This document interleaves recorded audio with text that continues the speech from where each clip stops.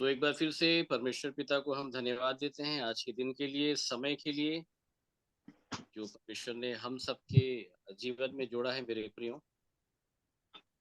सो अगर आप लोग कुछ कहना चाहते हैं, आपके पास समय है, अवसर है, कोई प्रश्न है, बहुत दिनों के बाद आप लोग से जुड़ रहा हूँ।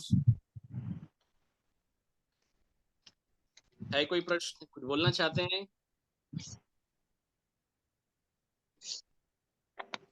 जय मसीह के भैया। जय मसीह की बहन, जय मसीह की, बोलिए। ये मती रची सुसमाचार 28 का 19 पद को एक भाई ने भाई से मतलब बताया उनको, और वो आज मुझे बताए। तो मुझे ये बात समझ नहीं आई कि लिखा है कि जब वह न्याय की गद्दी पर बैठा हुआ था, तो उसकी पत्नी ने उसे कहला भेजा कि तू उस धर्मी के मामले में हाथ न डालना, क्योंकि मैंने आज स्वप्न में उसके कारण दुख उठाया है। तो उस भाई ने इसका उत्तर, उस भैया ने इसका उत्तर बताया कि वो शैतान की ओर से था। ये जो हाँ, स्वप्न था शैतान की ओर से था, ऐसे करके बताया। तो मैं बोली नहीं, ऐसे कैसे हो सकता है, क्योंकि अगर वो हम्म, शैतान की ओर से रहता हम्म, और क्रूस की मृत्यु अगर उनको नहीं मतलब वो नहीं, परमेश्वर प्रभु यीशु मसीह अगर क्रूस की मृत्यु नहीं होते तो हमें छुटकारा कैसे मिलता, हम जी। कैसे नया जीवन पाते। तो वो शैतान की ओर से शायद नहीं था। मैं ऐसे बोली तो बोले कि हो सकता है। तो मैं बोली आज इस बात को पूछूं आपसे।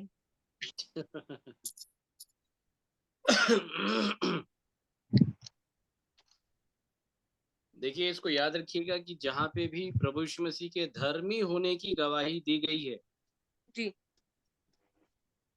ठीक है? जी। जहाँ पे भी धर्मी होने की गवाही दी गई है, जी। वो सब परमेश्वर की योजना के अंतर्गत ही दी गई है, इसको याद रखिएगा। जी। उस स्त्री ने गवाही दी ना, उसने जी। झूठ जी। थोड़ी कहा। झूठ जी। कहा क्या? नहीं, पर हम इसका भैया को हाँ, किसी पास्टर ने कहा था कि ये जो संदेश है ना वो शैतान की ओर से था। मली नहीं, ऐसा नहीं हो सकता। नहीं, नहीं, ऐसा नहीं। इसको बड़े ध्यान के साथ आपको जानना और समझना है मेरे प्रियो। जी। देखिए, पिलातुस ने भी क्या कहा कि मैं इसमें कोई दोष नहीं पाता, जी। ठीक है? जी। पिलातुस उसको छोड़ देना चाहता था। जी। इस बात को आप समझिएगा। जी। उसको छोड़ देना चाहता था पिलातुस, जी। ठीक है? वो तो छोड़ देने की मनसा के साथ बार-बार प्रभु यीशु मसीह को उनके सामने ला करके वो बार-बार पूछता था कि ध्यान से देखो इस पुरुष को, मैं इसमें कोई दोष नहीं पाता, उसने बताया। जी। तो उसने सही कहा कि झूठ कहा? सही कहा। अरे उसने सही कहा भई। जी। उसकी पत्नी ने कहा ये धर्मी पुरुष जी। है ना? इसके मामले में हाथ मत डालना। जी। कहने का मतलब जो है, मतलब इसके केस की सुनवाई जो है, वो बहुत खराई के साथ करना करके उसको कहा गया, साफ कहा गया। जी। जी। जी। लेकिन बाइबिल ये बताती है वहाँ पे कि भीड़ का चिल्लाना प्रबल हुआ। जी। किसका प्रबल हुआ चिल्लाना? भीड़ का। हाँ, भीड़ का चिल्लाना जो है वो प्रबल हुआ, जी। ठीक है? और तब पिलातुस ने ये घोषणा की कि इनकी इच्छा के अनुसार कर दिया जाए, जी। ठीक है? तब उसके बाद ये कहा गया, जैसे मेरे साथ एक वचन निकालिएगा, यूहन्ना 19,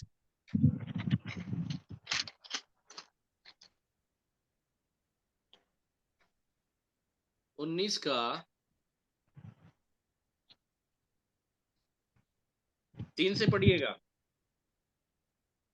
और उसके पास आकर कहने लगे, हे यहूदियों के राजा, प्रणाम।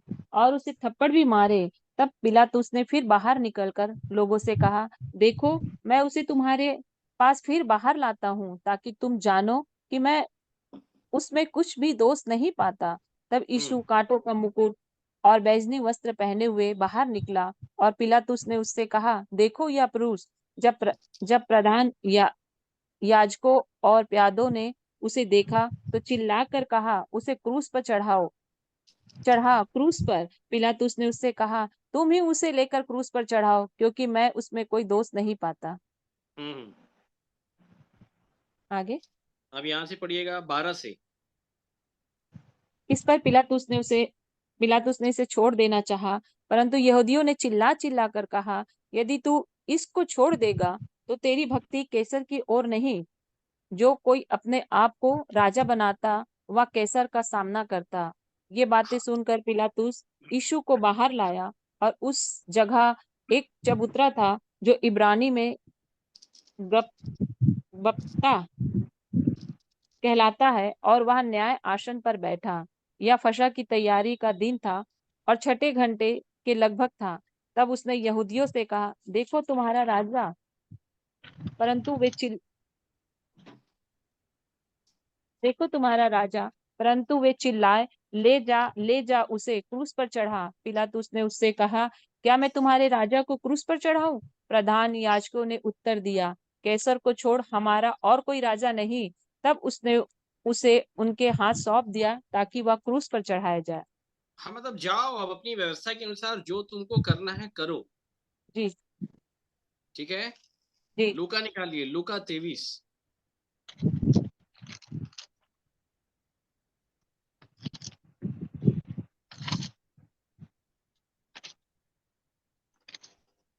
तेईस का 20 से पढ़िएगा। पर पिलातुस ने उस यीशु को छोड़ने की इच्छा से लोगों को फिर समझाया, परंतु उन्होंने चिल्ला कर कहा, उसे क्रूस पर चढ़ा, क्रूस पर। उसने तीसरी बार उनसे कहा, क्यों? उसने कौन सी बुराई की है? मैंने उसमें मृत्यु के दंड के योग्य कोई बात नहीं पाई, इसलिए मैं उसे पिटवा कर छोड़ देता हूँ। परंतु वे हम्म। चिल्ला चिल्ला कर पीछे पड़ गए कि वह क्रूस पर चढ़ाया जाए, और उनका चिल्लाना प्रबल हुआ। बस क्या प्रबल हुआ? चिल्लाना। उनका चिल्लाना जो है वो प्रबल हो गया। आज भी जी चिल्लाने वाला व्यक्ति प्रबल रहता है, हमेशा रहता है कि नहीं रहता है? जी जी सब सुन पा रहे हैं? जी चिल्लाने वाला व्यक्ति भी जो है वो आज पहले नंबर पे रहता है। जी और आज चिल्लाने का कंपटीशन भी चल रहा है। जी जी कौन कितनी तेज, कितनी जोर आवाज से चिल्ला सकता है। ठीक है। जी लेकिन बाइबल चिल्लाने के लिए मना करती। क्या करने के लिए? चिल्लाने के लिए। याद रखिएगा, लौट आने में, चुपचाप शांत रहने में उद्धार है, वचन ये कहता है। जी ठीक है। जी लौट आने में और चुपचाप शांत रहने में। मतलब जब जब पिलातुस ने ये कहा कि मैं इसमें कोई दोष नहीं पाता, तो ये लोग चिल्लाने लग गए। जी क्या करने लग गए?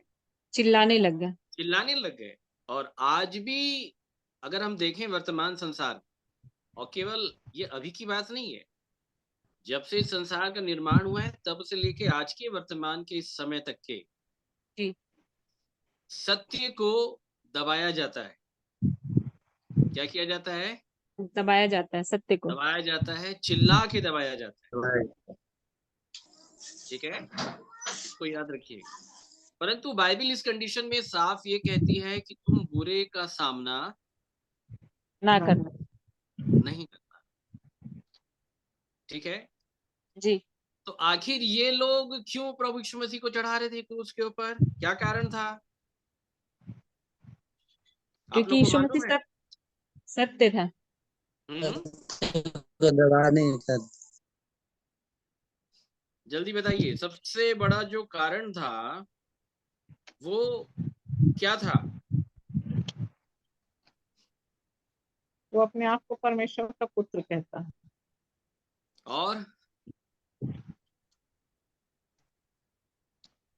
सत्य की गवाही दी थी। सबसे बड़ा जो बेसिक कारण था ये मैं आपको बता देता हूँ कि उस समय के शास्त्री, फरीसी, व्यवस्थापक, उस समय के याजक, उस समय के सरदार, जी भैया। आराधनालय के सरदार, और भी बहुत सारे लीडर हैं। बाइबल ये बताती है कि वो ये नहीं चाहते थे कि वो उन पर राज्य करे। आप लोग सुन रहे हैं? समझ पा रहे जी हैं? जी जी वो लोग ये नहीं चाहते थे कि ये उन पर क्या करे? राज्य करें। राज्य करे। वो बिल्कुल नहीं चाहते। बात आ रही समझ में? जी और इसलिए प्रभु यीशु मसीह का विरोध किया। क्या किया गया? विरोध किया। हाँ, विरोध किया। उसका सबसे बड़ा जो कारण था वो यही था कि वो ये नहीं चाहते थे कि ये हम पर क्या करे, राज्य करे। आ रही है बात समझ में?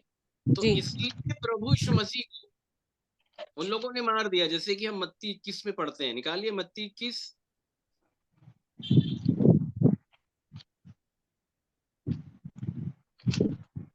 21 का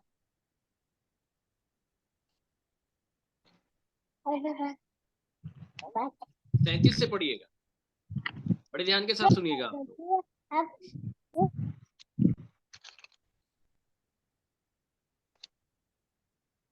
मत्ती 21 का 33। 37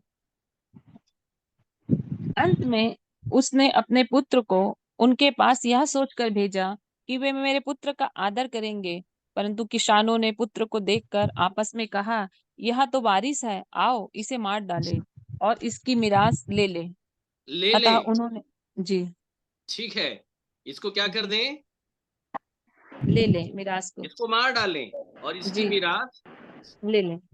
ले लें। आ रही है बात समझ में? जी तो उन लोगों ने प्रभु यीशु मसीह को मारना चाहा और इसकी मीरास ले लें, कहने का मतलब नहीं तो दिख रहा। कि जो कुछ भी इसके पास है या जितने लोग उसको सुनते हैं सबको कैप्चर किया जाए, अपने अंडर में लिया जाए। और आज भी यही कंपटीशन चल रहा है, मैं आपको बता रहा हूँ। जी जी जी सब जगह यही कंपटीशन चल रहा है। चल रहा है कि नहीं चल रहा है? वर्तमान काल में हम देखते हैं कि नहीं देखते हैं? चल रहा है। बिल्कुल चल रहा है। जी जी भैया। आ रही है बात समझ में? यही चल जी रहा है। क्या कहा गया प्रभु यीशु मसीह के विषय में? शास्त्रियों ने, फरीसियों ने आपस में सम्मति की, अरे कुछ करो इसके लिए, पूरा संसार इसके पीछे हो पड़ा है। हो चला है, सब लोग इसकी सुन रहे हैं भाई। जी मना करो, लोगों को जाने से रोको। जी और हमारे श्रोतागण अगर चले जाएंगे, अगर श्रोतागण अगर चले गए तो हम वक्तागण नहीं रहे। और अगर हम वक्तागण नहीं है तो हम पास्टर नहीं है, हम लीडर नहीं, हम कुछ नहीं है। जी अब आप सोचिए, अगर किसी चर्च में अगर कोई विश्वासी नहीं है तो पासवान साहब क्या करेंगे? क्या करेंगे। बात आ रही समझ में?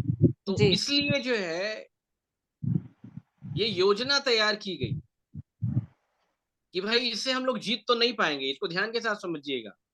जी वचन के आधार पे हम इसका सामना नहीं कर पाएंगे। ठीक है? जी तो ये सनातन काल का जो इतिहास रहा है कि धर्मी को दोषी ठहराकर मार डालो। सुनिएगा बड़े ध्यान के साथ, जी ये सनातन काल का इतिहास रहा है। ठीक है? जिसके विषय में प्रभु यीशु मसीह ने लूका रचित सुसमाचार में भी कहा था। निकालिए लूका 11,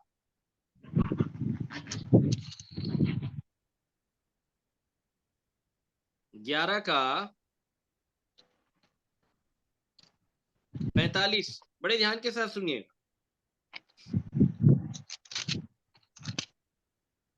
तब एक व्यवस्थापक ने उसको उत्तर दिया, हे गुरु, इन बातों के कहने से तू हमारी निंदा करता है। उसने कहा, हे व्यवस्थापको, तुम पर भी हाय। तुम ऐसे बोझ जिनको उठाना कठिन है मनुष्य पर लादते हो, परंतु तुम आप उन बोझों को अपनी एक उंगली से भी नहीं छूते। हाय तुम पर, तुम उन भविष्यवक्ताओं की कब्रें बनाते हो जिन्हें तुम्हारे ही बाप दादों ने मार डाला था। अतः तुम गवाह हो और अपने बाप दादों के कामों से सहमत हो, क्योंकि उन्होंने उन्हें डाला और तुम उनकी कब्रें बनाते हो। इसलिए हाँ, परमेश्वर पढ़ते जाए। इसलिए परमेश्वर की बुद्धि ने भी कहा, मैं उनके पास भविष्यवक्ताओं और प्रेरितों को भेजूंगी और वे उनमें से कुछ को मार डालेंगे और कुछ को सताएंगे, ताकि जितने भविष्यवक्ताओं का लहू जगत की उत्पत्ति से बहाया गया, सबका लेखा इस युग के लोगों से लिया जाए। हाबिल सुन की हत्या लीजिएगा, से सबका लेखा इस युग के लोगों से। लिया जाए। अच्छा, आप लोग कौन से युग में आते हैं? इस युग के। आते हैं ना, तो लेखा आप लोग से भी लिया जाएगा ना, इसको याद रखिएगा। जी जी हाँ, खतरनाक चीज है बाइबिल, ये मैं आपको बता देता हूँ। ये 440 वोल्टेज के बराबर है। आप इसके इर्द गिर्द हैं, याद रखिएगा। जी कहीं भी अगर हम छेड़खानी अगर हम किए तो याद रखिएगा, एक्शन का रिएक्शन हमको मिल सकता है। जी ठीक है। तो इस युग के लोगों से याद रखिएगा, सबका लेखा लिया जाएगा। अच्छा, वो क्यों लिया जाएगा भाई? क्यों लिया जाएगा? बोलिए, हमने क्या बिगाड़ा है? प्रभु यीशु मसीह के पीछे चल रहे हैं। नहीं, हमने बिगाड़ा क्या कि प्रभु आप हमसे क्यों लेखा लेंगे? हाँ भाई, प्रभु आप हमसे क्यों लेखा ले रहे हैं? हमने तो नहीं मारा हाबिल को, लिखा है हाबिल से लेके जकरिया की हत्या तक। अच्छा, ये बहुत बड़ा भेद है, जो वेदी और मंदिर के बीच में घात किया गया, सेंटर पॉइंट। ठीक है, वेदी और मंदिर के जी, बीच बीच में। में घात किया गया, मतलब बहुत बड़ा विषय। वेदी और मंदिर के बीच का जो रास्ता है, वो जो स्थान है, वो बहुत बड़ा स्थान है। ठीक है, वहां पे घात किया गया, मतलब कहीं ना कहीं ये मध्यस्थ है, मीडिएटर हैं, वेदी और मंदिर मंदिर के बीच में घात किया गया। बीच। बड़े ध्यान के साथ सुनिएगा, मतलब जितने लोगों को मारा जा रहा है, सताया जा रहा है, जगत की उत्पत्ति से लेके हाबिल से लेकर के जकरिया तक, ठीक है, प्रभु यीशु मसीह तक, और प्रभु यीशु मसीह के बाद इस युग तक भी जिनको मारा जा रहा है, सबकी बात नहीं हो रही है। देखिए, इस बात को बड़े ध्यान के साथ सुनिएगा, मरने का काम बहुत सारे लोग कर रहे हैं, आपको सुन के जी लेकिन बहुत आश्चर्य होगा, लेकिन सबके मरने में भलाई नहीं है। ठीक है, हम बहुत जी सारे ऐसे भाइयों के बारे में सुनते हैं जो विश्वासी थे, खत्म हो गए, उनकी मृत्यु हो गई। बड़े ध्यान के साथ समझिएगा, है जी ना। बहुत लोग की मृत्यु होती है, वो अच्छी रीति से नहीं होती है, थोड़ी दर्दनाक हो जाती है। ठीक है, बहुत लोग विरोध का शिकार हो जाते हैं, बहुत सारी बातें। ठीक है, लेकिन वो ही मृत्यु काम की है जो वेदी और मंदिर मंदिर के बीच बीच की। में। याद रखिएगा,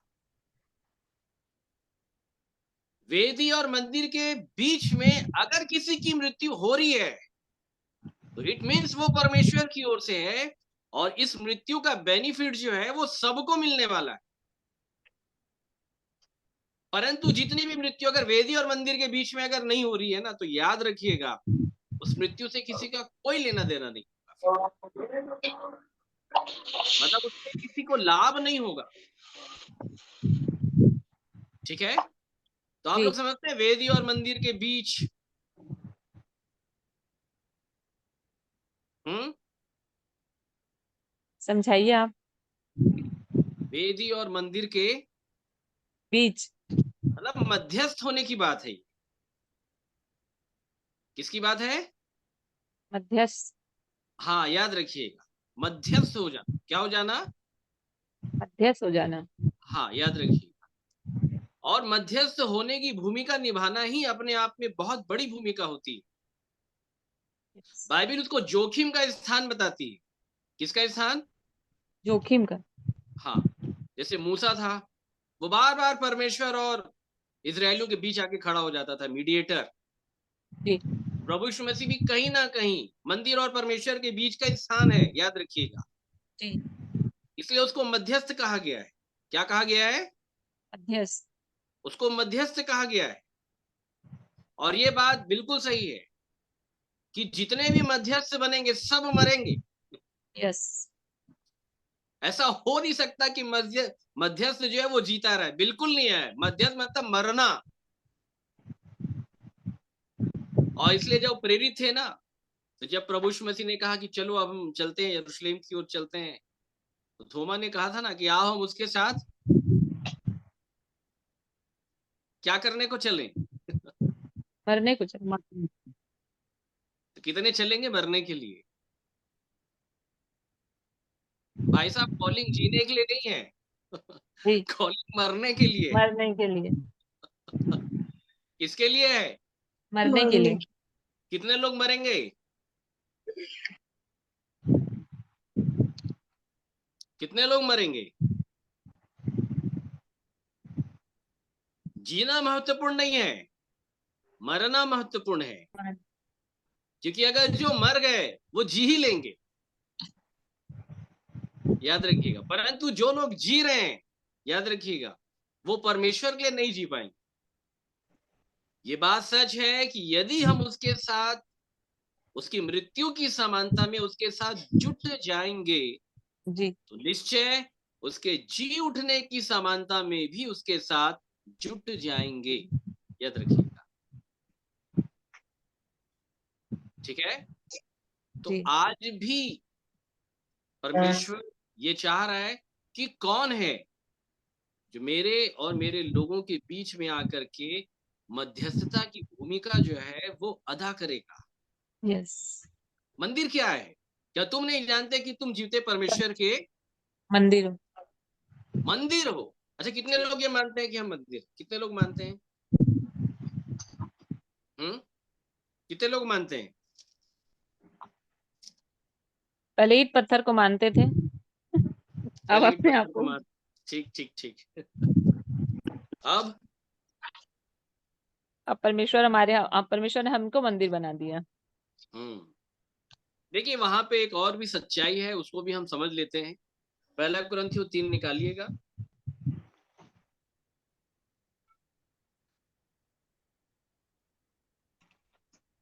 तीन का 16। क्या तुम नहीं जानते कि तुम परमेश्वर का मंदिर हो और परमेश्वर का आत्मा तुम में वास करता है? हम्म यदि कोई पर...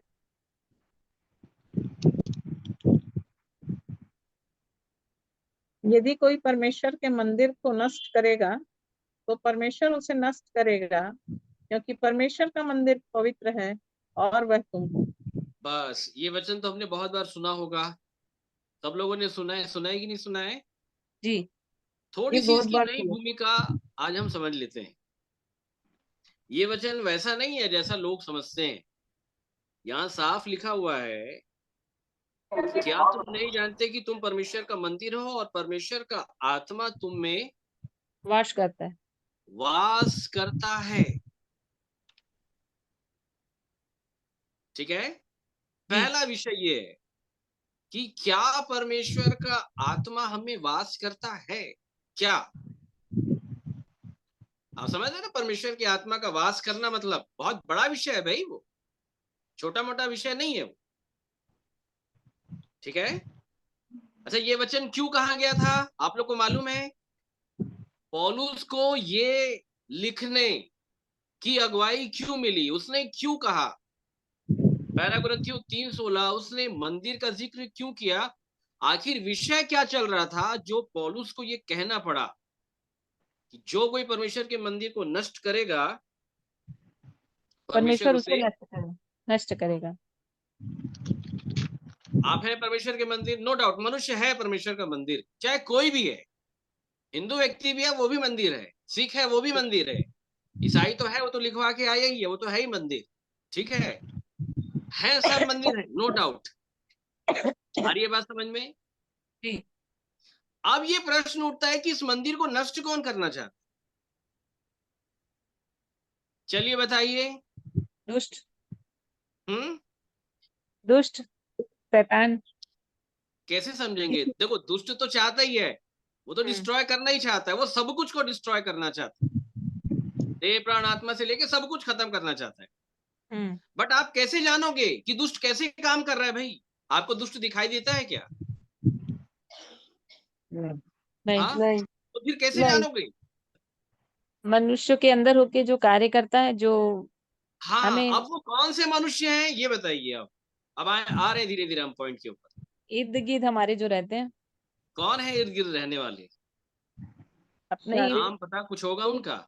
हम्म शारीरिक मनुष्य जो शरीर की बातों पर मन लगाते हैं।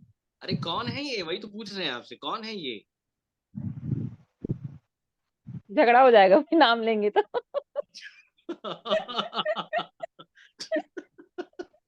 ठीक है, देखिए नाम नहीं लेना है किसी का। देखिए 18 पढ़ेंगे ना तो आपको बहुत कुछ जो है ना साफ हो जाएगा। 18 पढ़िएगा। कि अपने आप को धोखा ना दे। यदि तुम हम्म में से कोई इस संसार में अपने आप को ज्ञानी समझे तो मूर्ख बने कि ज्ञानी हो जाए, क्योंकि हम्म इस संसार का ज्ञान परमेश्वर के निकट मूर्खता है। जैसा लिखा है, वह ज्ञानियों को उनकी चतुराई में फंसा देता है। और फिर प्रभु ज्ञानियों के विचारों को जानता है कि वे व्यर्थ हैं। बस रुक इसलिए जाइएगा। आप बताइए मंदिर को नष्ट कौन कर रहा है? ज्ञानी लोग। हाँ, याद रखिएगा, ये है मूल विषय। मंदिर को नष्ट करने के लिए सबसे पहला शैतान अगर उपयोग में अगर किसी को लेके आ रहा है तो वो है ज्ञानी लोग। ज्ञानी लोग। देखिए दो ही लोग का नाम होता है ना। कितने लोग का नाम होता है? दो लोगों का। दो लोग का नाम होता है। ठीक है, और दोनों ज्ञानी होते हैं। जी। दोनों क्या होते हैं? ज्ञानी। ज्ञानी होते हैं। एक तो सीमा के ऊपर में AK-47 लेकर के वो जवान जो तैनात किया गया रक्षा करने के लिए, जी। ठीक है, वो नाना प्रकार की ट्रेनिंग करके बैठे रहते, बड़ा ज्ञान रहता है उनको। एक वो जब मरेगा उसकी चर्चा होगी। जी। ठीक है, एक दूसरा जी। ज्ञानी और है जो उसको मार दिया, उस जवान को, वो है आतंकी। आतंकी। आतंकी भी बहुत ज्ञानी है, लेकिन याद रखना, जी। तो ये दो ज्ञानवान लोगों की चर्चा होती है, तीसरी किसी की चर्चा नहीं है। या तो चर्चा होगी तो महात्मा गांधी की होगी और नाथूराम गोडसे की चर्चा होगी, आपकी और हमारी नहीं होगी। इसको समझना है जी। आपको। तो दो लोग जिनकी चर्चा हो रही है, दोनों ज्ञानवान है, परंतु उसमें से एक ज्ञान सत्य है, दूसरा ज्ञान असत्य है। याद रखिएगा, एक जी। ज्ञान जो हमको सही दिशा में लेकर के जाता है, सही दिशा में लेके जाने के लिए है, लेकिन दूसरा ज्ञान जो है वो मृत्यु तक पहुंचाने का काम कर रहा है। अच्छा। इसको याद रखिएगा। जी। ठीक है, तो परमेश्वर का जो सत्य ज्ञान है, बाइबल में बार बार पौलुस ने जब भी लिखा, कलीसिया को जब भी लेटर लिखा, उन लोग के विरोध में लिखा जो लोग सत्य का विरोध करते। बोलिए, सदा सत्य का विरोध करते रहते हैं, सदा सत्य के ज्ञान का विरोध करते रहते हैं। बोले इनके पास ज्ञान जरूर है, लेकिन बोले ये वाला ज्ञान नहीं है। ये आज विषय मैं आपको समझा देता हूं। 1 कुरिन्थियों 3 आप लोग खुला रखिएगा, मेरे साथ एक वचन निकालिए। तीमुथियुस की पत्री,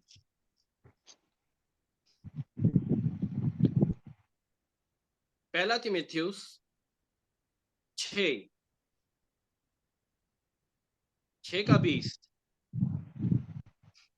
हे तीमुथियुस, इस धरोहर की रखवाली कर, और जिस ज्ञान को ज्ञान कहना ही भूल भूल है, उसे अशुद्ध, बकवाद और विरोध की बातों से परे रहे। हम्म कितने इस ज्ञान का अंगीकार करके विश्वास से भटक गए। आप तुम में से पर तो कोई अनुग्रह ऐसा वाला होता है। नहीं बैठा ना यहाँ पे?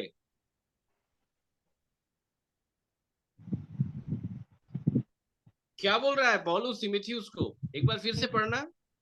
हे तीमुथियुस, इस धरोहर की रखवाली कर, और जिस हम्म ज्ञान को ज्ञान कहना ही भूल भूल है, उसे अशुद्ध, बकवाद और विरोध की बातों से परे रहे। कितने इस ज्ञान का अंगीकार करके विश्वास से भटक गए। देखिए ये वाला, ऐसे वाले तो कोई नहीं बैठे हैं ना हम में? नहीं है तो बोल सकते हैं, कोई दिक्कत की बात नहीं है। नहीं है भैया, नहीं है। नहीं है पक्का? पक्का नहीं है, बिल्कुल नहीं है। तो कौन नहीं है सा भैया। वाला ज्ञान था ये कौन सा वाला ज्ञान था? ये नीचे का ज्ञान है, हाँ, नीचे वाला ज्ञान है। नीचे वाला, लेकिन टाइप क्या है नीचे वाले ज्ञान की? ज्ञान को ज्ञान ही कहना ही भूल है। बोल रहा है उस ज्ञान को ज्ञान कहना ही भूल है। देखिए ज्ञान जरूर है, लेकिन ज्ञान कहना क्या है? भूल है। भूल है। भूल है। आप समझ रहे हैं पौलुस क्या कर रहा था? जी। परमेश्वर अपने ज्ञान का सुगंध हमारे द्वारा फैलाता है। आ रही बात समझ में? सत्य ज्ञान जी। का सुगंध हमारे द्वारा फैलाता है। एक दूसरा ज्ञान भी है जिसके विषय में परमेश्वर ये बोलता है, उस ज्ञान को ज्ञान कहना ही भूल हो जाए। बात आ रही समझ में? तो इसलिए कितने इस ज्ञान का आकलन करना बहुत जरूरी है। ये कौन सा वाला ज्ञान है जिसके विषय में पौलुस कह रहा था कि ये अशुद्ध और बकवाद वाला ज्ञान है? कैसा वाला ज्ञान है? अशुद्ध बकवाद। और अभी आपको बताते हैं, और मैं आपको पहले बता देता हूँ 98% लोग हैं ऐसे वाली फेथ। हम्म। अभी आपको ये शायद मालूम नहीं होगा कि अशुद्ध बकवाद, इसको समझते हैं आप लोग? अशुद्ध बकवाद,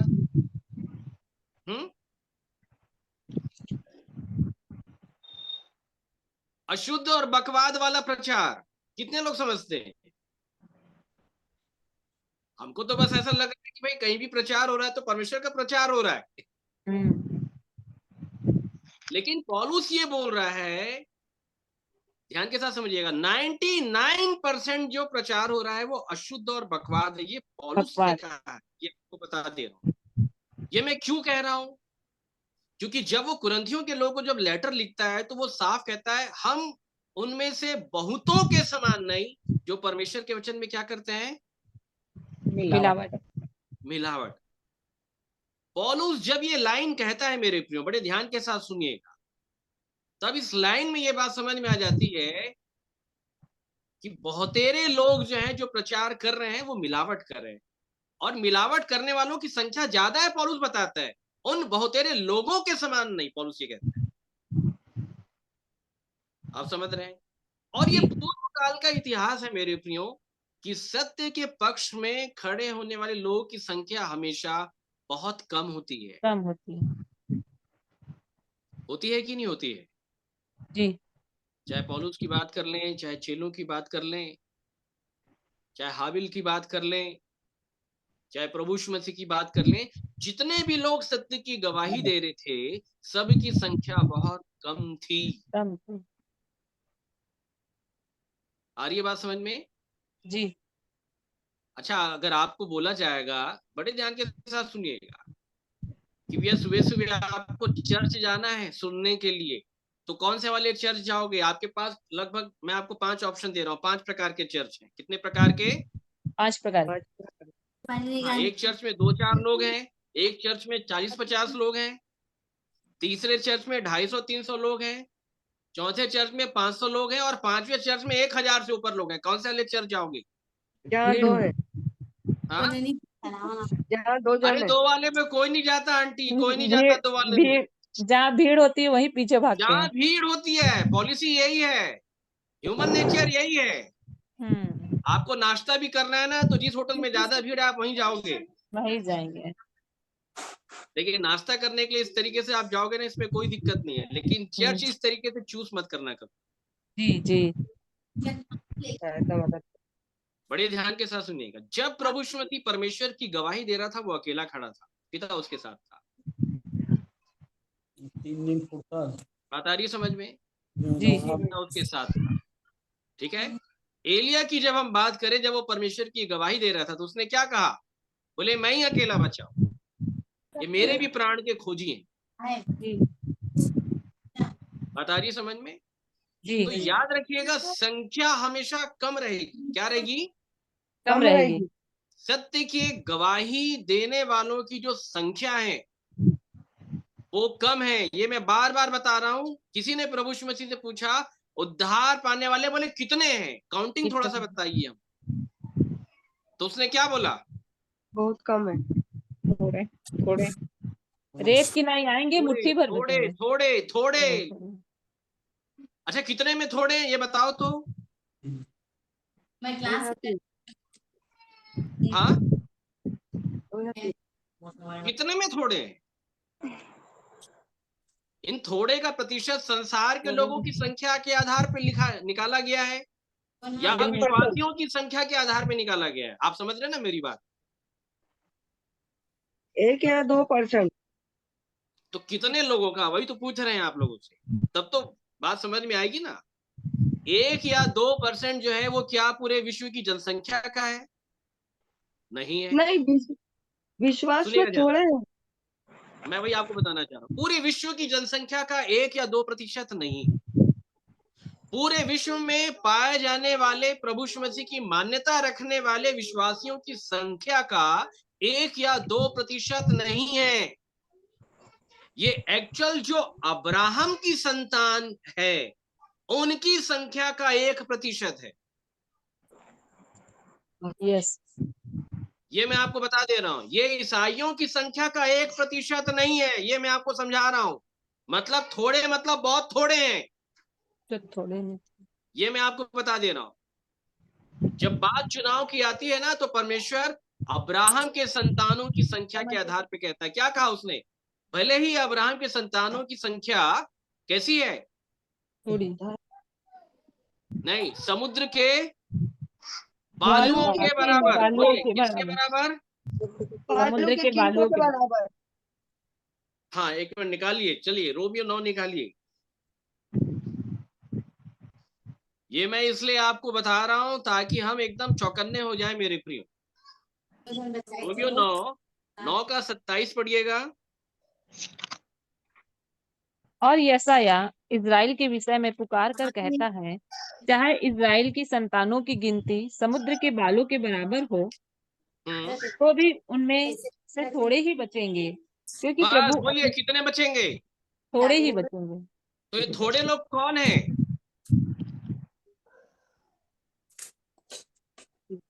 अपनी क्या? इज़राइल की संतानों की गिनती हाँ, समुद्र के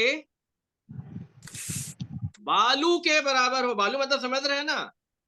छोटे छोटे कण, छोटे हाँ, छोटे रेत के किनकों बारीक के बारीक। बराबर, मतलब बहुत है भाई, बोल रहा है। लेकिन तो भी उनमें बचेंगे कितने? थोड़े ही। थोड़े ही। अच्छा, अब ये थोड़े लोग कौन है, बता सकते हैं आप लोग?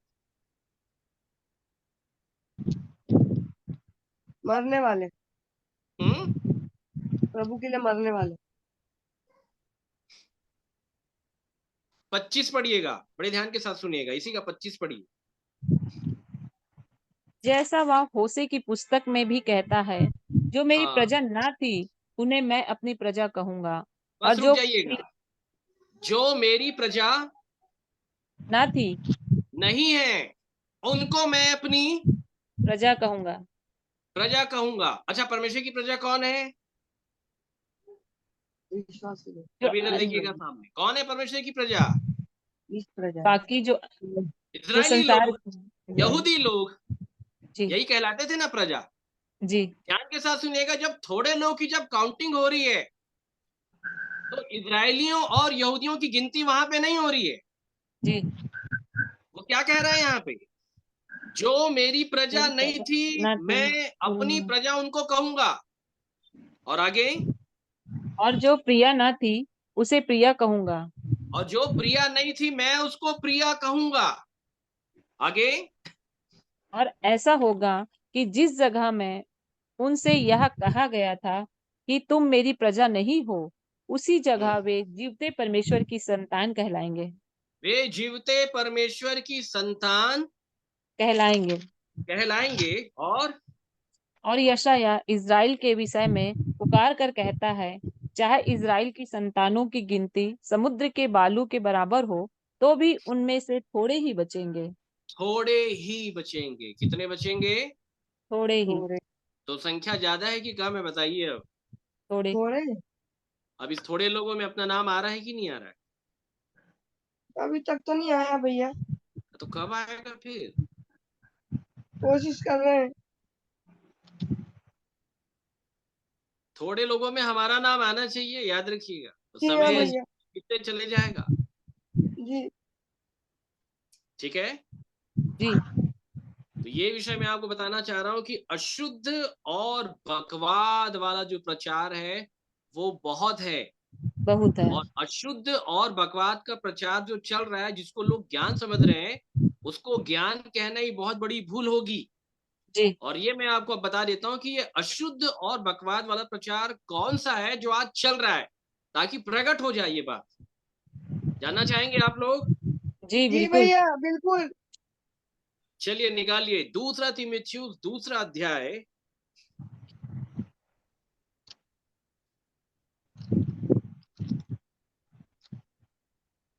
2 का 15 से पढ़िएगा।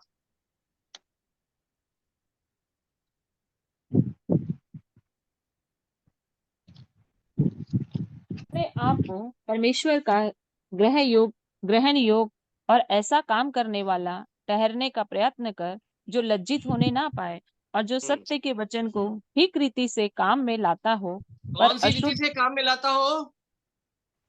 ठीक रीति से। ठीक रीति ठीक से। रीति से, मतलब अनुचित रीति से भी काम में लाने वाले लोग बहुत सारे हैं।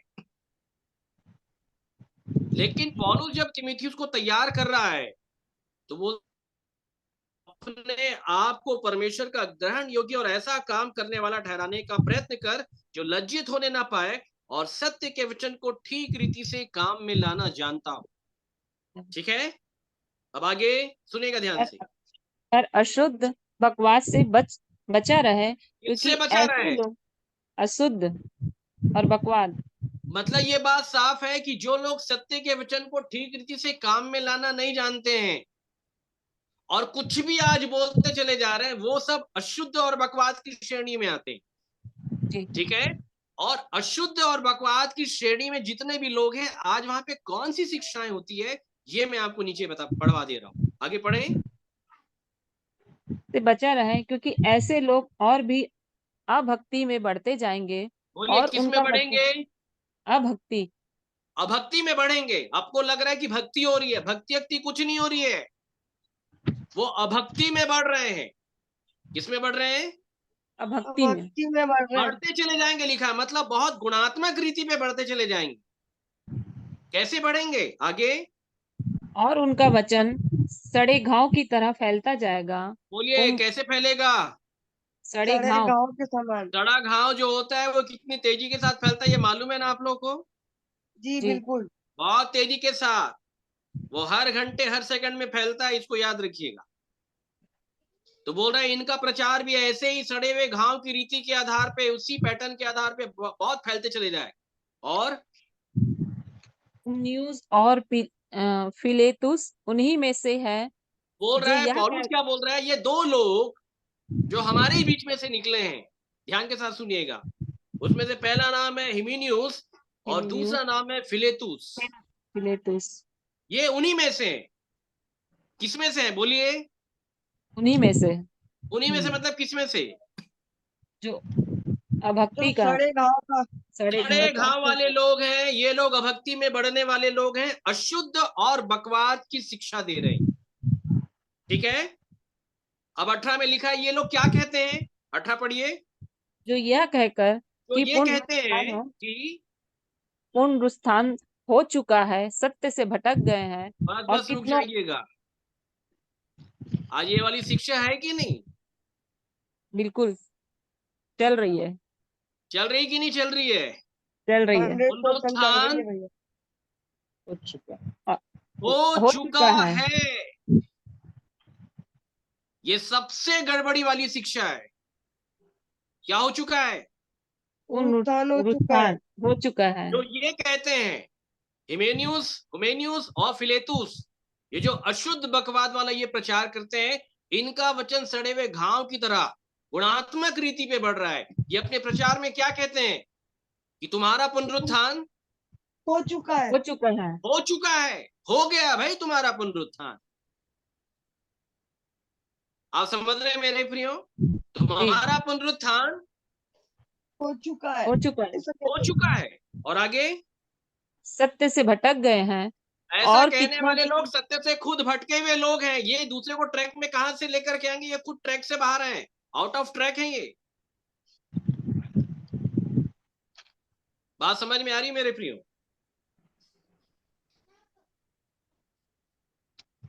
ये क्या प्रचार कर रहे हैं? तुम्हारा पुनरुत्थान हो चुका है, ऐसा कहकर ये सत्य से भटक गए हैं भटक गए हैं। और आगे और कितनों के विश्वास को उलट पुलट कर देते हैं। और बहुतेरे विश्वासी भी जो इनके पास सुनने के लिए आ रहे हैं, सबको उलट और पुलट कर देते हैं। किया जा रहा है। बात आ रही समझ में मेरे प्रियो? जी। ये काम किया जा रहा है। बात आ रही समझ में? मतलब ये लोग क्या काम कर रहे हैं? कुल मिला के परमेश्वर के मंदिर को बना रहे हैं कि नष्ट कर रहे हैं? नष्ट कर रहे हैं। आई बात समझ में? नष्ट कर रहे हैं। सोच लीजिए, परमेश्वर के मंदिर को नष्ट करने का काम किया जा रहा है। ये उस समय भी आज से 2000 वर्ष पहले किया जा रहा था। बात समझ पा रहे हैं मेरी प्रियो आप? जी। ये ज्ञानी लोग नष्ट कर रहे थे। और कौन से ज्ञान के अंतर्गत नष्ट किया जा रहा है? इसी ज्ञान के अंतर्गत नष्ट किया जा रहा है। और इस ज्ञान को ज्ञान कहना ही भूल है। जी। आज किसी विश्वासी से पूछो क्या वो आपके उद्धार का क्या हाल चाल है? हो गया, हमारा तो कब का हो गया, आप अपना बताओ हुआ कि नहीं। अच्छा, उद्धार का एबीसीडी लोगों को नहीं मालूम है, नहीं आ रहा समझ। पुनरुत्थान की एबीसीडी लोगों को नहीं आ रही समझ में। कब होता है पुनरुत्थान? मरने के बाद। देखिए यहीं पे लिखा है 2:11, सुनिएगा ध्यान से। यह बात सच है कि यदि हम उसके साथ मर गए हैं तो उसके साथ जिएंगे भी। ये बात सच है, यदि हम उसके साथ मर गए हैं, मर गए तो जिएंगे भी। पुनरुत्थान क्या है? मरकर जी उठना। मर के जी उठना, तो अपने आप को आज क्रूस दावा में किया जा रहा है पुनरुत्थान हो गया, हम जी उठे, लेकिन उनसे पूछो मरे कब हो, तो मरने की कोई गवाही नहीं किसी के पास। अरे प्रभु यीशु मसीह तो पहले मरने की गवाही देने के लिए आया था। मसीह का दुख मरने में है, जी उठना तो आनंद का विषय है। जी। मसीह का वास्तविक दुख कहाँ है? मरने में है।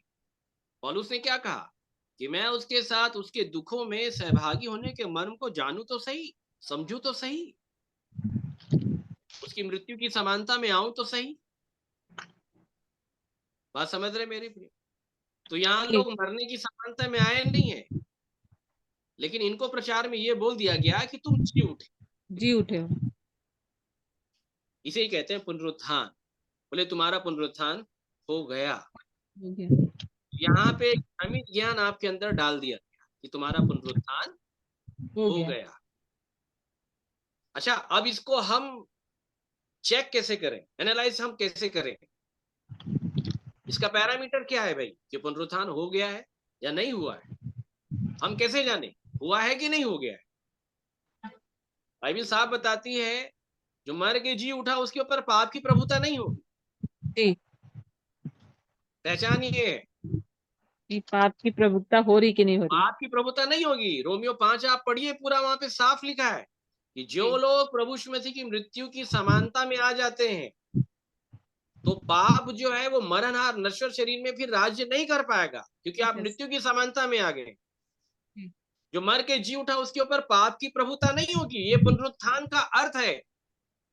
इसलिए आप देख लीजिएगा कि जब तक प्रभु यीशु मसीह कलवरी के ऊपर तक जब जा रहे थे, मरने के लिए जा रहे थे, वहां तक शैतान ने उनका पीछा किया है। गतसमनी के बाग में उनकी इतनी बड़ी मुठभेड़ हुई कि उनका लहू तक बह निकला। वो तो बैप्टाइज होने के बाद से शैतान ने काम करना चालू कर दिया, परीक्षा लेना चालू कर दिया, आकर के अपने विचारों में उसको एक मत करने के लिए अनर्गल बात करना उसने आरंभ कर दिया। उसने कलवरी की मृत्यु के पहले तक उसका पूरा पीछा किया है। समझ रहे मेरे प्रियो? लेकिन मृत्यु के बाद कहीं कोई भी कन्वर्सेशन नहीं है अंधकार के साथ। समझ रहे हैं आप? जी। उसके बाद अंधकार की कोई प्रभुता नहीं है, उसके बाद नहीं है मेरे प्रियो, क्योंकि वो पुनरुत्थान है। क्या है? पुनरुत्थान है। पुनरुत्थान है भाई। पुनरुत्थान। इस बात को बड़े ध्यान के साथ समझिएगा। बाइबल में लिखा हुआ है कि वो पुनरुत्थान की संतान होंगे। किसकी संतान? पुनरुत्थान की संतान को याद रखिएगा, वो पुनरुत्थान की संतान होंगे। बाइबल में ये लिखा हुआ है। चलिए हमारे साथ एक वचन निकालिएगा, लूका 20।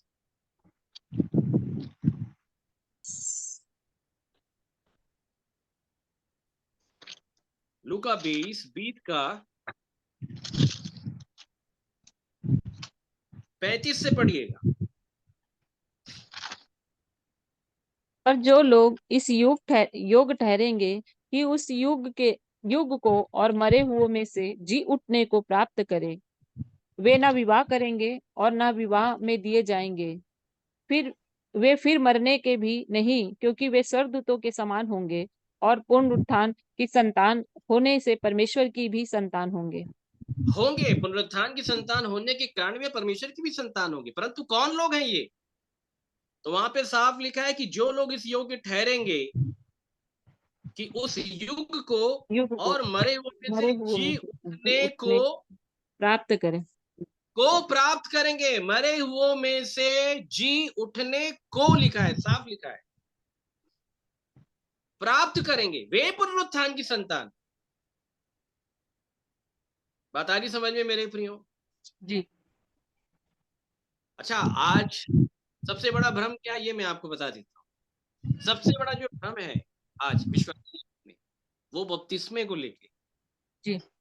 किसको लेके है? बपतिस्मा। बपतिस्मा। बोले हमारा बपतिस्मा हो गया ना, हम जी उठे, हम मर गए, हम गड़ गए, हम जी उठे, हो गया हमारा उद्धार। ऐसा ऐसा कुछ नहीं है, ये मैं आपको क्लियर कर देता हूँ। ठीक है, वो एक अंगीकार है, वो भी लेना करना बहुत जरूरी होता है। ठीक है, प्रभु यीशु मसीह ने क्या कहा? जब प्रभु यीशु मसीह यूहन्ना के पास आए उसे बैप्टाइज होने के लिए, तो यूहन्ना ने क्या कहा था? मैं तो इनके जूते के बंद खोलने के लायक भी नहीं हूँ। नहीं, यूहन्ना ने ये कहा कि मुझे तो तेरे हाथ से बपतिस्मा लेने की आवश्यकता है बपतिस्मा लेना। और तू मेरे पास आया है। जी। तो क्या कहा प्रभु यीशु मसीह? अब तो ऐसा ही होने दे, ऐसा ही होने दो। हमें इसी रीति से सारी धार्मिकता को पूरा करना उचित है। उचित। इसी रीति से लिखा है। ठीक है, जी। हाँ। तो पानी में डूबना बाइबल में किस चीज को दिखाता है? आप में से बहुत लोग को मालूम होगा। मसीह में मानना। पानी में डूबना किस चीज को दिखाता है? वो गड़ने को दिखाता है। मानने का। किसको दिखाता है? गड़ने को। गड़ने को दिखाता है, याद रखिए। ठीक है, अच्छा, गाड़ा किसको जाता है? जो मरने के लिए तैयार होता है। मरने को जो तैयार। मरने के लिए। ठीक है, तो प्रभु यीशु मसीह पहले से ही तैयार है। उनको मालूम है कि भाई मैं जगत का मेमना होकर के आया हूं, मुझे मरना ही है, मैं नहीं मरूंगा इनको जीवन नहीं मिलेगा। जी। तो वो मरने के लिए आया, वो मरने के लिए तैयार था, इसलिए उसको पानी में डुबाया गया, अर्थात गाड़ा गया। वो गाड़े जाने का प्रतीक। जी। अब जब पानी में से डुबा करके उसको जब बाहर निकाला गया, तो बाहर निकल जाना वो जी उठने का प्रतीक है। बात समझ रहे हैं मेरे प्रियो आप? जी। तो ये बपतिस्मे में तीन बातें होती है, मरना, गड़ना और मरना। जी जी उठना। उठना। तो ये जो पानी का बपतिस्मा होता है, ये प्रतीकात्मक होता है, सिंबॉलिक होता है, इसको याद रखिएगा। ठीक है, ये प्रतीकात्मक।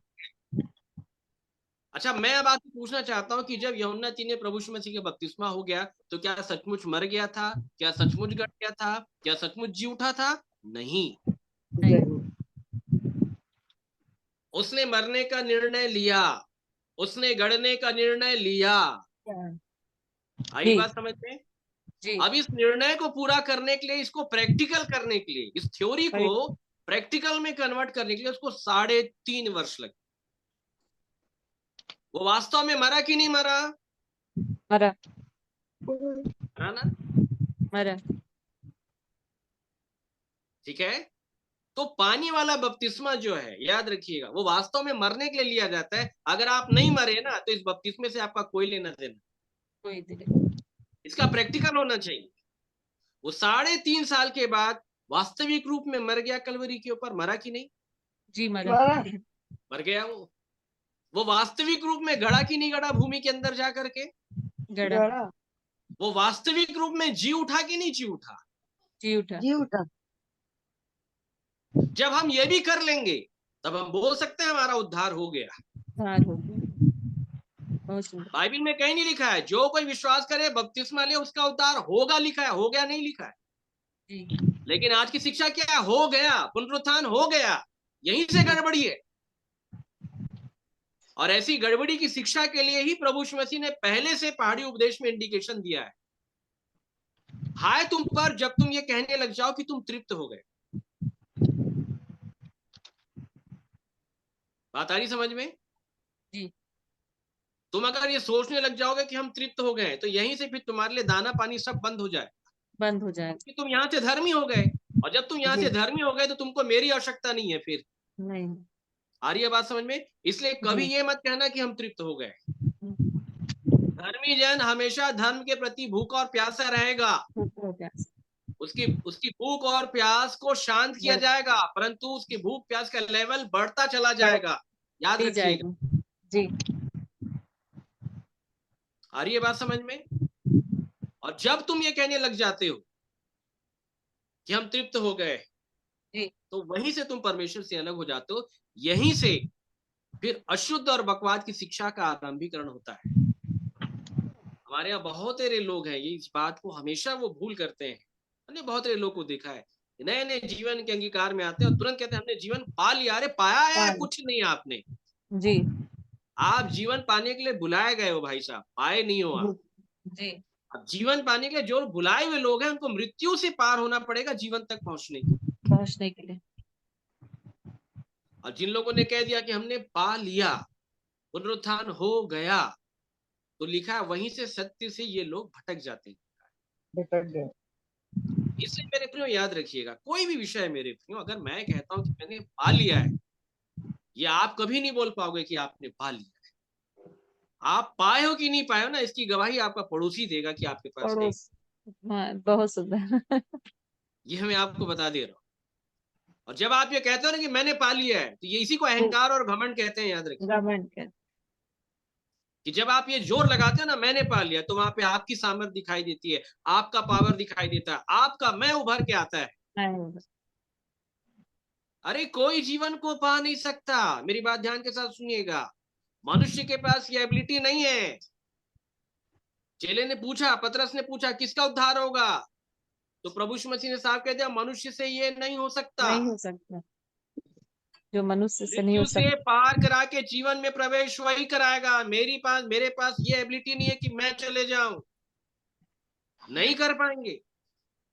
इसलिए गत्समनी के बाग में भी उसने कह दिया, हे पिता, हे अब्बा, आपसे सब कुछ हो सकता है, आई कांट डू इट, मैं नहीं कर सकता। पुत्र ने साफ कह दिया।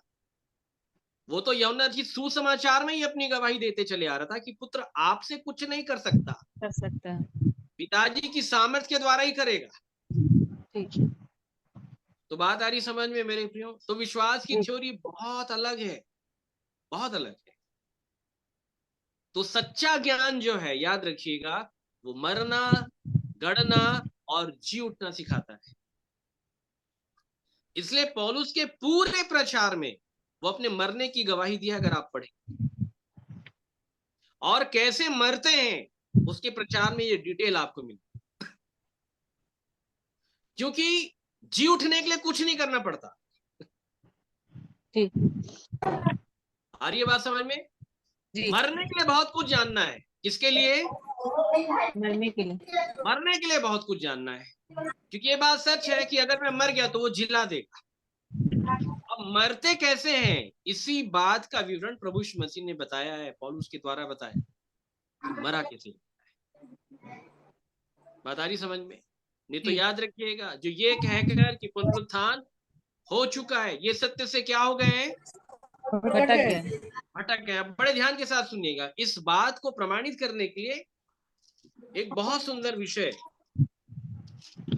वो हमको लूका रचित सुसमाचार में मिलता है। निकालिएगा लूका 18, बड़े ध्यान के साथ सुनिए। 18 का 35 पढ़िएगा, 35।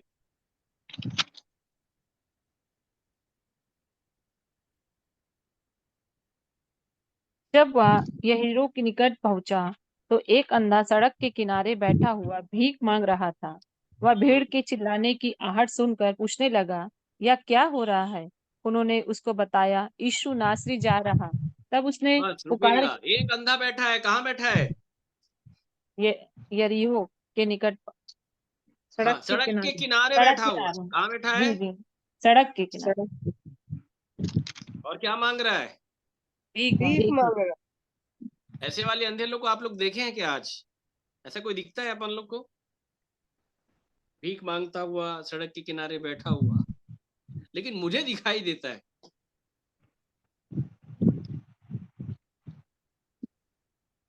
इस कैटेगरी में भी रहने वाले लोग 90% से ऊपर हैं आज। अच्छा, ये मार्ग के किनारे वाले बीज हैं, ये मैं आपको सार बता दे रहा हूँ। कौन से बीज हैं?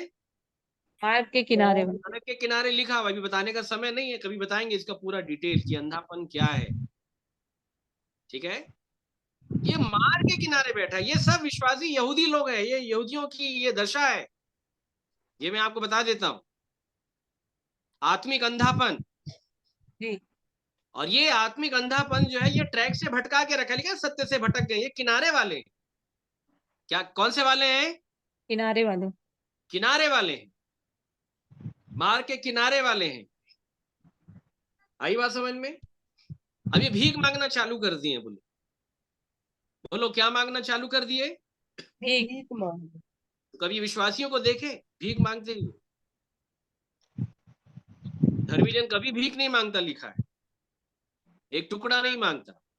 लेकिन ऐसे भीख मांगने वालों की संख्या बहुत ज्यादा है। याकूब में लिखा है तुम बहुत मांगते हो, मगर तुमको कुछ मिलता नहीं है। हाँ तुम बहुत मांगते हो। और क्या मांगते हो? कि अपने भोग विलास में उड़ा दो। उड़ा। समझ रहे हैं आप? तो आज जी। परमेश्वर से लोग ऐसी ऐसी चीजें मांग रहे हैं, ये मैं आपको बता देता हूं, जो पूर्ण रूप से शारीरिकता में आता है, आत्मिकता में नहीं आता है। आज लोगों के जीवन में, याद रखिएगा, प्रार्थना में बहुत सारे ऐसे विषय पाए जाते हैं जिनका संबंध शरीर से जुड़ा है। चाहे आप प्रार्थना करें या आप किसी और से प्रार्थना करें, और वो भी कर रहा है क्योंकि उसको भी नहीं मालूम, क्योंकि वो भी ऐसा ही है। एक अंधा दूसरे अंधे को मार्ग नहीं नहीं दिखा दिखा सकता। नहीं दिखा सकता। बड़े ध्यान के साथ समझिए।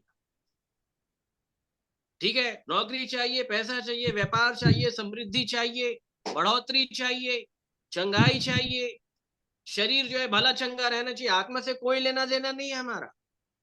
हमारे प्रार्थना के सारे विषय जो हैं, सारे केंद्र बिंदु जो है, उनका आधार पूर्ण रूप से शरीर होता है।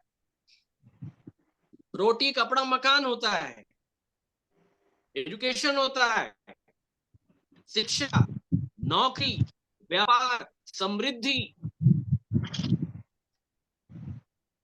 समझ रहे हैं आप? ये होता है, जी। इसे कहते हैं मांगने वाले लोग, ताकि तुम अपने भोग विलास में क्या कर दो? उड़ा दो। उड़ा दो। बाइबल में साफ लिखा है कि अंतिम दिन में कठिन समय आएंगे, लोग परमेश्वर के नहीं भोग विलास के चाहने वाले हो। और लोग आज यही मांगने में लगे हुए हैं। जी। प्रभु पड़ोसी के घर में ये वाला सामान आ गया, आप हमको नहीं दियो, बेइज्जती मत करवाओ हमारी, हमको भी ला के दे दो ये वाला सामान, और इससे अच्छे ब्रांड का ही देना हमारे घर में, ताकि हम भी उसको दिखा सकें। ये सब बेकार की बातें हैं मेरी, और आप समझ रहे हैं?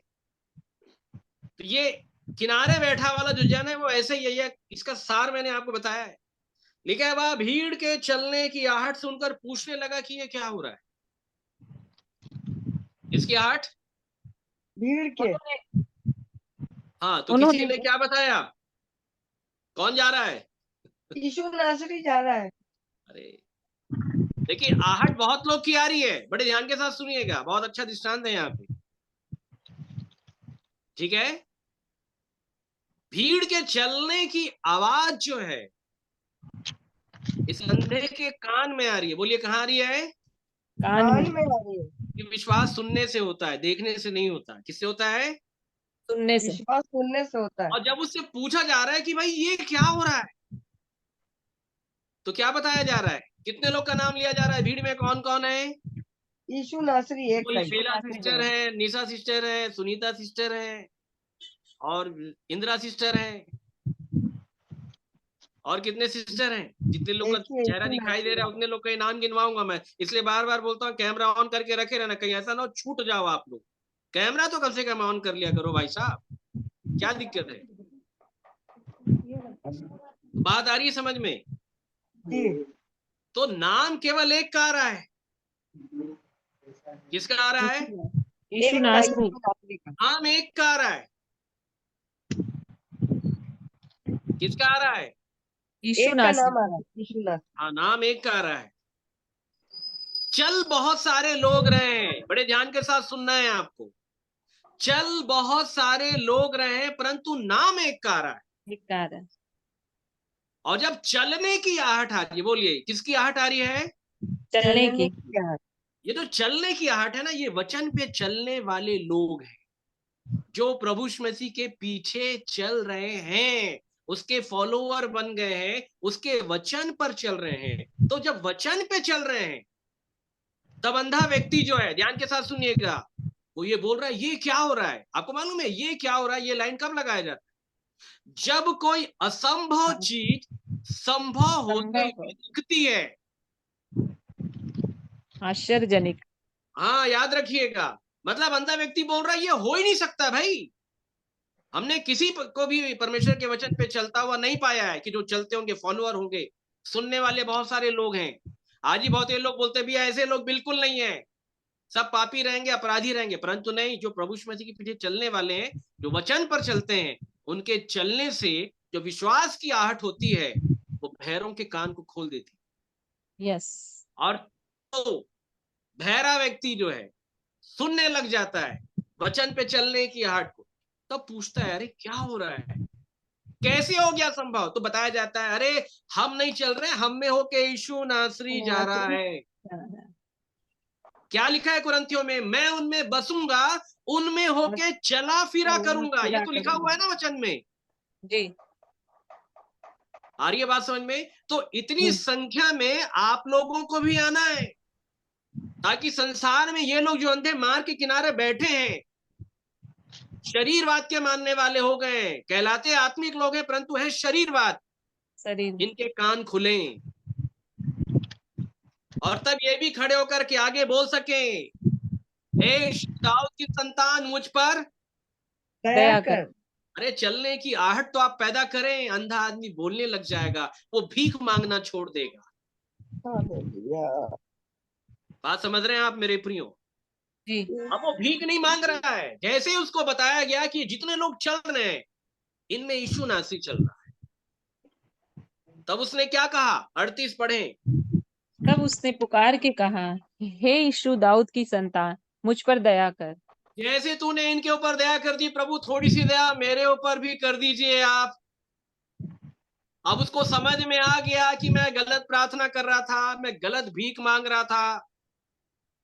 बात आ रही समझ में मेरे प्रियो? अरे ये उद्धार का कटोरा है, उद्धार के लिए प्रार्थना कर रहे हैं, ना कि भौतिक वस्तुओं को प्राप्त करने के लिए। बात आ रही है समझ में मेरे प्रियो? क्या लिखा है? दाऊद क्या कहता है? उद्धार का कटोरा उठा के प्रार्थना करूंगा, प्रभु उद्धार दे दीजिए, प्रभु छुटकारा दे दीजिए, प्रभु आपके पीछे चलने लग जाऊं, एक ऐसा ज्योति का जीवन दे दीजिए, एक ऐसी शांति का जीवन दे दीजिए प्रभु। मैं और कुछ नहीं चाहता, मैं बस केवल आपको देखना चाहता हूं। देखना चाहिए। लेकिन ये बातें तब तक संभव नहीं हो सकती जब तक बहुतेरे लोग चलने ना लग जाएं। सुनने वाले नहीं मेरे प्रियो, बहुतेरे चलने वाले लोग चाहिए परमेश्वर को आज। बात समझ रहे हैं मेरे प्रियो? जी। काम करें, शांतिपूर्ण तरीके से करें, शांत रह करके करें, और इतना शांत होकर के करें कि एक स्लोगन है कि कामयाबी शोर मचाती। शोर मचा। आ रही है बात समझ में? तब बहुत से लोग कहने लग जाएंगे कि अरे कुछ करो, पूरा संसार उसके पीछे हो लिया, इसके फॉलोअर बन गए। बात समझ रहे हैं मेरे प्रियो? आज उसकी कामयाबी शोर मचा रही है। आज अगर उसका नाम है तो इसी कारण से, परंतु जब वो चल रहा था शांतिपूर्ण तरीके से चल रहा था। आप समझ रहे हैं मेरे? ये चलने की आहट, ये जब उस भीख मांगने वाले के कान में पहुंची, उसको बात समझ में आ गई कि ये जो कटोरा लेके मैं यहाँ पे बैठा हूं भाई साहब, ये भीख मांगने के लिए थोड़ी ना दिया है परमेश्वर तुमको। तुमको परमेश्वर ने पृथ्वी के ऊपर इसी के लिए बनाया है कि तुम यहाँ पे बैठ करके ये प्रार्थना करो कि प्रभु रोटी चाहिए, कपड़ा चाहिए, मकान चाहिए। तुम यहाँ के क्या परमानेंट के निवासी हो तुम यहाँ पे? बात है भाई, अजीब अजीब प्रार्थना है। और ऐसी प्रार्थनाओं की शिक्षा देने वाले बहुत सारे लोग हैं। आज लोग प्रार्थना करवा रहे हैं, वे कर रहे हैं, दुकान बढ़ रही है सबकी, सबको अपनी दुकान चलानी है। देखिए मैं तो ठेठ बोलता हूँ, ना हमारे आगे कोई है ना हमारे पीछे कोई है, हमारे ऊपर है बस एक जन बैठा है, जी केवल उसी से डरता हूँ मैं और किसी से नहीं डरता। मुझे ये किसी से फर्क नहीं पड़ता कि सामने 50 साल वाला है 60 साल वाला है, हमको साफ दिखाई दे रहा है उसकी भी आंखें बंद है, तो उसको भी हमको समझाना है। उसकी उम्र 70 साल 80 साल की हो सकती है, मैं घबराता नहीं, मैं 40 साल का व्यक्ति, मैं नहीं घबराता, मैं उसको भी बोलूँ, क्योंकि जब मेरी प्रभु भी यीशु आंखें मसीह ने बंद थी। शिक्षा दी, याद रखिए वो भी 30 साल का था।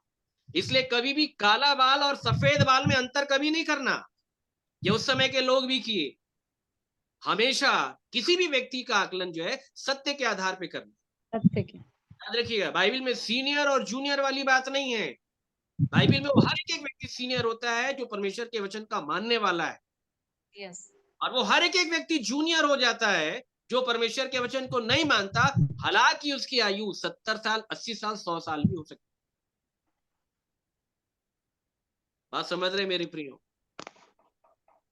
और तब उसने पुकार के कहा, हे यीशु दाऊद की संतान मुझ पर दया कर। वो जान लिया कि कटोरा, ये कटोरा मुझे भीख मांगने के लिए नहीं मिला है, ये उद्धार प्राप्त करने के लिए। कटोरा मतलब समझ रहे हैं आप लोग? कितने लोग समझते हैं कटोरा मतलब? अच्छा कटोरा का कितने लोगों ने पकड़ा है? कितने लोगों ने पकड़ा है भाई कटोरा? सब दे। पकड़ा है सब लोगों ने। तो क्या मांगते जी हैं आप लोग कटोरे में?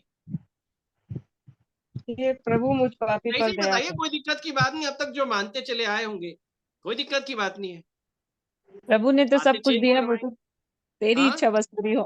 प्रभु ने तो सब कुछ दिया है, प्रभु धन्यवाद, अब तेरी इच्छा पूरी हो हमारे जीवन में, जो इस पृथ्वी पर तूने लेके आया। सचमुच अपन चाहते हैं कि प्रभु तेरी इच्छा पूरी हो जाए। सच में चाहती जब हूँ। इच्छा लेकर के आ जाते हैं सब लोग भाग जाते हैं, मालूम है आप? हाँ, उसकी इच्छा बड़ी खतरनाक होती है।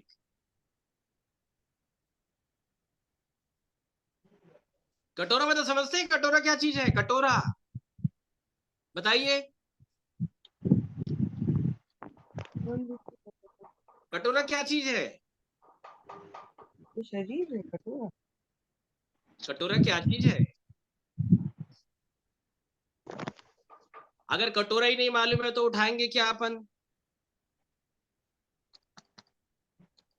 कटोरा क्या चीज है? दुख। हाँ। हाँ, जीवन रूपी ये कटोरा। दुख तो अभी कोसों दूर है हमसे। अभी तो पहले हम लोग कटोरा को पहले समझ लेते हैं, कटोरा क्या चीज है। दुख का प्याला। प्रभु यीशु मसीह ने ये बताया कि तुम कटोरे और थाली को बाहर से मानते हो, मानते हो। परंतु भीतर उसमें बदबू और शुद्धता है। सड़ास है। ठीक है? जी तो हे कपटियों, जिसने बाहर का भाग बनाया, क्या उसने भीतर का भाग नहीं बनाया था? शरीर। बनाया। तो भला होता कि तुम भीतर की वस्तुओं को दान कर देते, दान कर दो। तो बाहर भी तुम्हारे लिए क्या हो जाता? सब कुछ नया हो मतलब जाता, ठीक हो शुद्ध हो जाता। तो जाता। बाहर ठीक हो जाता मतलब क्या ठीक हो जाता? अंदर से कटोरे बुरी का बुरी बातें। बाहरी भाग ठीक हो जाता। अंदर से बुरे बुरे विचार, बुरी बुरी ठीक है ना? बातें। कटोरे का जो बाहरी भाग है वो ठीक हो जाता। वो कब ठीक हो जाता? जब तुम भीतर की वस्तु को दान कर देते। दान दान कर। कर दो। मतलब कटोरे का जो भीतर का भाग है वो परमेश्वर को देना है। हृदय। तो कटोरे के भीतर भाग क्या है? हमारा हृदय। हम्म?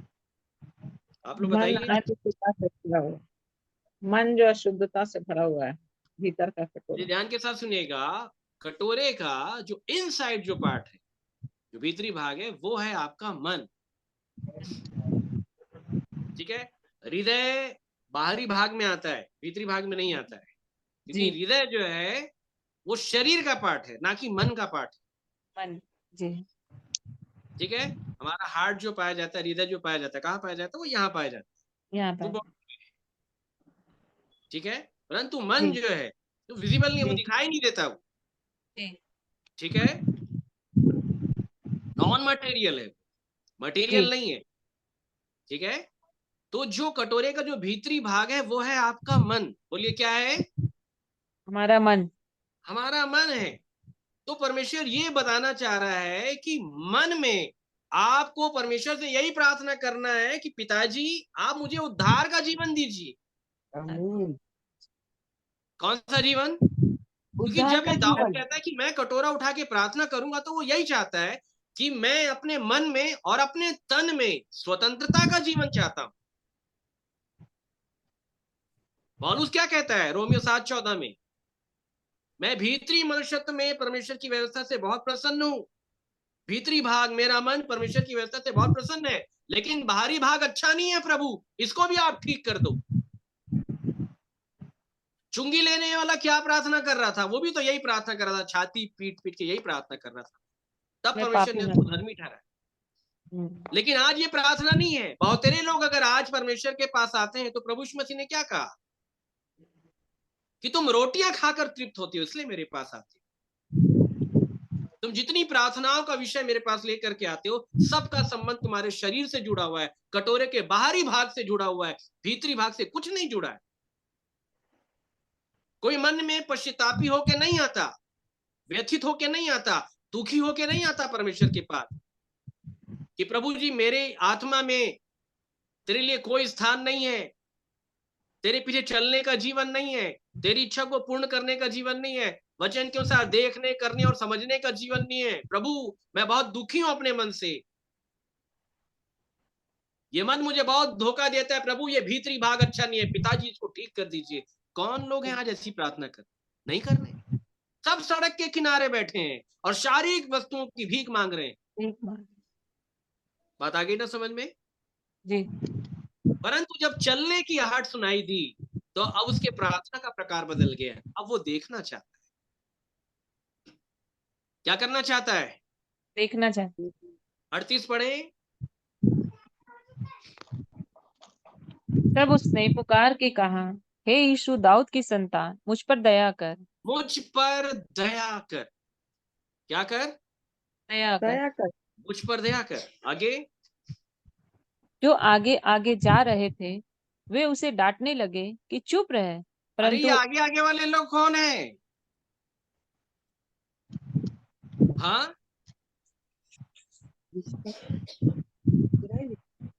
सिस्टर ये आगे आगे वाले लोग कौन है? धर्मी लोग। हाँ, कौन है आगे आगे आने वाले लोग? धर्मी यहूदी लोग।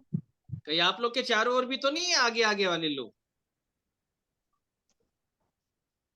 हाँ, जो आगे आगे जा रहे थे वे उसे डांटने लगे कि क्या रहे? चुप रहे। चुप रहे। तो ये आगे आने आने वाले लोग कौन है? कौन है यहूदी लोग। बताइए? हाँ, यहूदी लोग। ये उसी अंधे के पास्टर साहब लोग हैं। ये मैं अंधे आपको के। खुल के बता रहा हूँ। हाँ, फिर से बोले। है। ये कौन से गुट वाले लोग हैं? अरे प्रभु अंधे। मसीह ने यूहन्ना 10 में ये कहा कि मेरी भेड़ें मेरे शब्द को सुनती है और वे मेरे पीछे पीछे चलती है। तुम आगे कहां से निकल गए भाई? लिखा कई लोग मसीह की शिक्षा से आगे बढ़ गए हैं, ऊंचा सुनने लग गए हैं, अपनी मनमानी करने लग गए, अपनी थ्योरी में चल रहे हैं, अपनी डॉक्ट्रिन में चल रहे हैं। और इसी डॉक्ट्रिन में आता है हमारा पुनरुत्थान हो गया है। अरे भैया पुनरुत्थान वाला तो पीछे आ रहा है। अच्छा ये क्यों कहा जाता है ये भी मैं आपको बता रहा हूं, क्योंकि पीछे आने वाला जब पुनरुत्थान की बात करेगा ना तो ये आगे चलने वाला क्या बोलेगा? देखो भरमाने वाले हैं। भरमाने वाले। आई बात समझ में? देखो जी। भरमाने वाले हैं। अरे पुनरुत्थान वाला आ रहा है भैया पीछे। कौन है आगे आने वाले लोग? ये लिखा है ना। कौन है जो ये कहते हैं कि पुनरुत्थान हो चुका है, सत्य से क्या हो गए? भटक गए। मतलब ये आगे चल रहे हैं। ये प्रभु यीशु मसीह के फॉलोअर नहीं, ये किसी और के फॉलोअर, दूसरे यीशु के। आई बात समझ में? इसलिए जब ऐसा व्यक्ति जब प्रभु यीशु मसीह के पीछे चलने वाले लोगों की आहट को जब सुनेगा तब उसको इस बात का बोध होगा कि मैं अंधा हूं। वास्तव में मैं अंधा हूं। मुझे देखने की जरूरत है, भीख मांगने की जरूरत नहीं है, मुझे देखने की जरूरत है। ठीक है? और जब मनुष्य इस दशा में आ जाएगा तो आगे आने वाले लोग हमेशा चिल्लाएंगे मेरे प्रियो, याद रखिएगा। जी ठीक है, आपको याद होगा कि वो बचपन के अंधे की आंख को प्रभु यीशु मसीह ने खोला था, जन्म के जी अंधे की आंख। जी बार बार शास्त्री फरीसी जाकर के पूछते थे, हमको बता कैसी आंखें खोल दिया, कैसे खोल दिया, कैसे खोल दिया। वो बार बार उसको डांटते थे, तू उसका चेला होगा, हम तो मूसा के चेले। ये आगे आने वाले लोग अनुभवी, बहुत सारे अनुभवी ऐसे लोग भी होते, ये अपने अनुभव का हवाला देंगे, बहुत कुछ देंगे मेरे को, समझ रहे। परंतु ये आगे आने और जाने वाले लोग हैं, याद रखिए। बात आ रही समझ में? जी इस शिक्षा में यही पुनरुत्थान होगा। जो ये मानते हैं पुनरुत्थान हो गया, अपने जीवन को चेक कर ले, आप खुद जान लेंगे पुनरुत्थान में मैं हूं कि नहीं, मेरे जीवन में नहीं। पाप की प्रभुता है कि नहीं। यही बात प्रभु यीशु मसीह ने कही कि जो कोई पाप करता है वो इसलिए करता है क्योंकि पाप का दास है। अगर पुनरुत्थान हो गया तो मैं आज दास क्यों नहीं हूं। परंतु इन सब बातों के आधार पे कोई भी एनालाइज बिल्कुल नहीं करता कि मेरे जीवन की दशा क्या है, लेकिन बस जो दिमाग के अंदर एक विषय डाल दिया गया, तुम्हारा हो गया है, बस हो गया।